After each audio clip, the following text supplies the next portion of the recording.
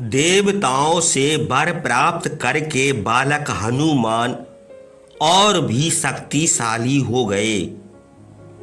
अपने साथी वानरों के साथ वे वन में रहने वाले ऋषि मुनियों के आश्रम में जाकर खूब उत्पात मचाने लगे। वे उनके सूखने के लिए डाले गए वस्त्रों को फाड़ डालते, उनकी यज्ञ सामग्री को बिखेर देते, मालाओं को तोड़ डालते और उनके द्वारा एकत्र किए फलों को उठाकर ले जाते। हनुमान और उनकी वानर सेना से ऋषि मुनि बहुत परेशान रहते, पर वायुपुत्र होने के कारण वे उनसे कुछ कहते भी नहीं थे। उनकी सभी शैतानियों और उत्पातों को वे चुपचाप सहन कर लेते थे। परंतु एक दिन जब हनुमान जी ने भृगु ऋषि के वंशज एक महर्षि की ताम पत्रों पर लिखी पोथी को फाड़ डाला तो उन्हें बहुत क्रोध आया। उन्होंने हनुमान को शाप दिया, अरे मूर्ख बानर, तू जिस बल पर इतना इतरा रहा है उसे तू भूल जाएगा और तुझे यह तब तक याद नहीं आएगा जब तक कोई तेरी शक्ति का तुझे स्मरण नहीं कराएगा। आज के बाद तेरी सारी उछल कूद बंद हो जाएगी। हनुमान ने महर्षि की बात पर कोई ध्यान ना दिया, पर दूसरे दिन से उसने देखा कि उसकी सारी गतिविधियां शांत हो गईं। उछल कूद करने का उसका मन ही नहीं करता था। वह चुपचाप जाकर ऋषियों के आश्रम में बैठ जाता और उनके गाए मंत्रों को सुनता रहता था। वे ऋषि अपने बच्चों और शिष्यों को शास्त्रों का अध्ययन कराते थे। वह भी सूर्य उदय के समय उनके पास जाकर बैठ जाता था और सूर्य अस्त होने के उपरांत ही अपने घर वापस लौटता था। धीरे धीरे हनुमान युवा हो गए। उनके चेहरे और शरीर पर एक अजीब सी आभा दिखाई देने लगी। वह ऋषियों को सूर्य उपासना करते हुए देखा करता था, तो उसने भी सूर्य को जल देना प्रारंभ कर दिया। उसके माता पिता उसमें यह परिवर्तन देख रहे थे, परंतु उसे आयु का प्रभाव जानकर वे उससे कुछ कहते नहीं थे। एक रात हनुमान ने स्वप्न में सूर्य देव को देखा। वे उससे कह रहे थे, केसरी नंदन उठो और किष्किंधा पर जाओ।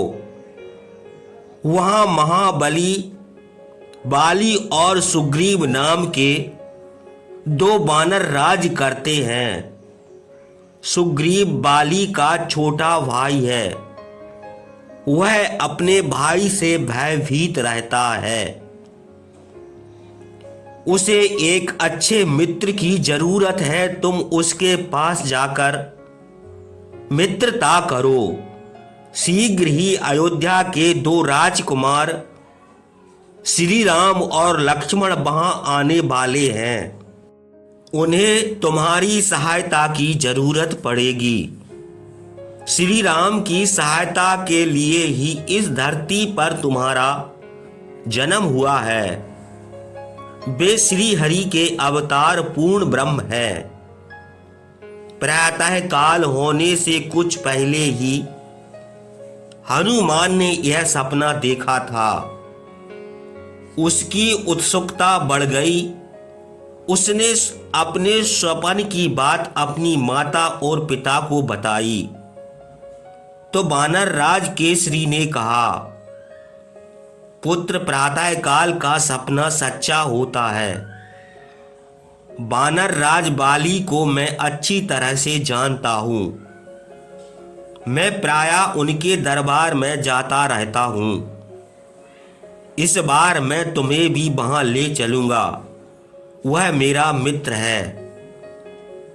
हनुमान अपने पिता की बात से संतुष्ट हो गए, लेकिन अब हर समय भी श्री राम के बारे में ही सोचने लगे। कौन हैं वे? वन में वे किस लिए आ रहे हैं? उन्हें मेरी सहायता की जरूरत क्यों पड़ेगी? धीरे धीरे श्री राम की एक भव्य आकृति उनके मन मस्तक पर छा गई और वे हर समय उन्हीं का चिंतन करने लगे। तभी एक दिन वानर राज केसरी हनुमान को अपने साथ लेकर किष्किंधा नगरी की ओर चले गए। वहां जाकर उन्हें पता चला कि सुग्रीव भारी संकट में है और इन दिनों वह अपने कुछ साथियों के साथ ऋषिमुख पर्वत पर रह रहा है। बाली ने उसे राज से निकाल दिया है। ऋषिमुख पर्वत पर बाली नहीं जा सकता, इसलिए वह वहां रह रहा है। वानर राज केसरी हनुमान को लेकर वहां पहुंचे। ऋषिमुख पर्वत पर सुग्रीव ने वानर राज केसरी और उनके पुत्र हनुमान का हार्दिक स्वागत किया। केसरी ने अपने पुत्र हनुमान को उसकी सेवा में छोड़ने के लिए कहा तो सुग्रीव हर्षित हो उठा और उसने हर्ष से हनुमान को अपने साथ मित्र रूप में रखने का प्रस्ताव स्वीकार कर लिया, बल्कि उसे अपना मंत्री बना दिया। वानर राज केसरी ने सुग्रीव से पूछा, सुग्रीव, तुमने तो सदैव अपने भाई बाली का बड़ा सम्मान किया, फिर क्या कारण है कि बाली ने तुम्हें अपने राज्य से निकाल दिया?